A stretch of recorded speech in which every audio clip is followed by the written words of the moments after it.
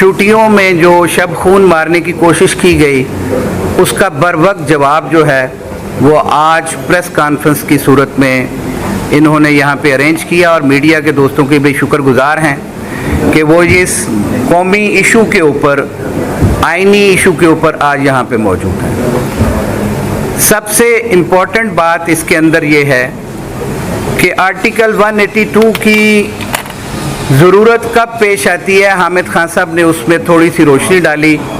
उसको ऐड करते हुए मैं बताऊंगा कि वो कोरम कब पूरा करना होता है कि अगर कोई 17 जजेस जो हैं एक जजमेंट दे चुके हों, कुछ जजेस बाज़ औक़ात रिक्यूज़ कर चुके हों किसी पर्सनल इशू के ऊपर, कोई ऐसा इशू बन जाए जिसमें कि ज़रूरी हो कि जज सुप्रीम कोर्ट का एडहॉक जज 1 दिन के लिए, 2 दिन के लिए, 4 दिन के लिए या साल के लिए लगाना है, या किसी मखसूस एक केस के फैसले के लिए अगर कोई शख्स एडहॉक जज लगाना हो तो 182 उसकी रिक्वायरमेंट है। और उसकी फर्दर रिक्वायरमेंट ये भी है कि हाई कोर्ट में से एडहॉक जज के तौर पे आप ले लें जो सर्विंग जज हैं, तो फिर उनको वापस भेज दें ताकि वो गैप फिल हो जाए। अब ये रिटायर्ड जजेस को जब अपॉइंट करने की कोशिश करते हैं तो हमारे मुल्क में तो पहले ही रिटायरमेंट के बाद बाउंटी दी जाना जो है वो एक तसव्वुर किया जाता है कि किसने मेरा साथ दिया और किसने मेरा साथ नहीं दिया। पिक एंड चूज मेलाफाइडली ऐसे लोगों को मुख्तलिफ ओहदों पे बिठाया जाता है। अब आप पूरे पाकिस्तान में देख लें तो जितने बड़े ओहदे हैं उनमें कोई रिटायर्ड जज बैठा होगा, कोई रिटायर्ड जर्नल बैठा होगा, कोई रिटायर्ड ब्यूरोक्रेट बैठा होगा। ओ भाई, आपने इस कौम की जो नौजवान नस्ल है उसकी तबाही निकालने का एक ठेका किया हुआ है इस गवर्नमेंट ने कि हर जगह पे रिटायर्ड लोगों को बिठाते हैं। इसकी वायलेशन है। इससे पहले एक सुप्रीम कोर्ट में जज वो हो सकता है आर्टिकल 179 के तहत जो 65 साल की उम्र तक जज रह सकता है। अब 179 को इस एडहॉक जज लगा के रिडंडेंट किया जा रहा है कि उसके अंदर 65 साल की उम्र है। एडहॉक जज को अगर हम आर्टिकल 179 और 182 को जब मिला के पढ़ेंगे तो वहाँ पे जब ऑप्शन दी गई है कि हाई कोर्ट में से जज लिया जा सकता है, किसी सीनियर वकील को जो कि 15 साल की प्रैक्टिस रखता हो, सुप्रीम कोर्ट का वकील हो, उसको सुप्रीम कोर्ट का जज लगाया जा सकता है, तो उनमें से एडहॉक जज क्यों नहीं लिया जाता। ये रिटायर्ड जजेस ने कोई क्लब बनाया हुआ है। और ख़ास तौर पे आज का चीफ जस्टिस काजी फायद ईसा ने तो देखें इस हवाले से पूरे इदारे की तबाही का ठेका उठा लिया है। वो कहते हैं कि मेरी बात की नफ़ी अगर किसी ने करनी है, 13 जजेस के अंदर जब हेयरिंग चल रही थी तो आपने लाइव स्ट्रीमिंग में देखा कि किस तरह वो कोर्ट कंडक्ट की गई। और जब जजेस कोई सवाल करते थे तो जिस तरह कोई हेडमास्टर किसी बच्चे को मना करता है, इस तरह सिटिंग जजेस को मना किया जाता था कि आप सवाल ना पूछिए, आप केस प्रोसीड होने दें। ये उनकी पर्सनल वेंडेटा है कि उनके खिलाफ 8-5 से एक फैसला आ गया। अब वो इस हुकूमत की आशीर्वाद हासिल करने के लिए, क्योंकि 2/3 मेजॉरिटी चाहिए थी, उन्हें अपनी मुद्दत में मुलाजमत में तोसी चाहिए थी, उन्होंने आइन में तरमीम करवाना थी, अब उसमें तो वो नाकाम हो गए।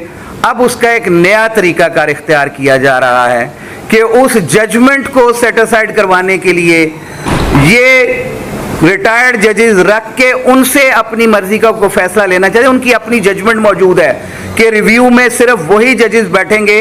हामिद खान साहब बैठे हैं। जब हमने कहा कि रिव्यू पिटीशन हमारी लगा दी जाए, ये बल्ले वाले केस में जब उन्होंने हमारा बल्ला छीना था, तो कहते हैं वो एक जज बीमार हैं जिन्होंने ये जजमेंट लिखी थी, इसलिए हम वो रिव्यू लगा ही नहीं सकते। और आज वो तरीकाकार इख्तियार करने की कोशिश कर रहे हैं कि रिव्यू किसी और के पास लगा के कोई अपने मन। जब 8 जजेस ने ओपन कोर्ट में ये अनाउंस किया था with reference to all the proceeding, इस केस से अगर कोई इनिशिएट होंगी तो ये 8 जजेस सुनेंगे, तो उनके पास ही ये केस जाना है।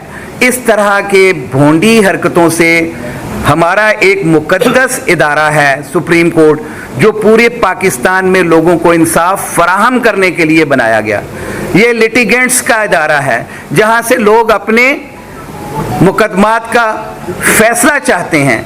वहाँ पे ये ज़ाती लड़ाई जो है वो इन जजेस के ज़रिए लड़ना चाहती हैं। जैसे हामिद खान साहब ने कहा कि हमारा पुरजोर मुतालबा है उन जजेस से, और हम मशीर आलम साहब को खराज तहसीन पेश करते हैं, और मकबूल बाकर साहब के बारे में भी हमने सुना कि वो भी रिफ्यूज़ कर रहे हैं। हम उनको सलाम पेश करते हैं कि आईनी इदारे में किसी की पसंद नापसंद को और मुल्क के मारूजी हालात के मुताबिक उन्होंने अपना रिफ्यूज़ किया है।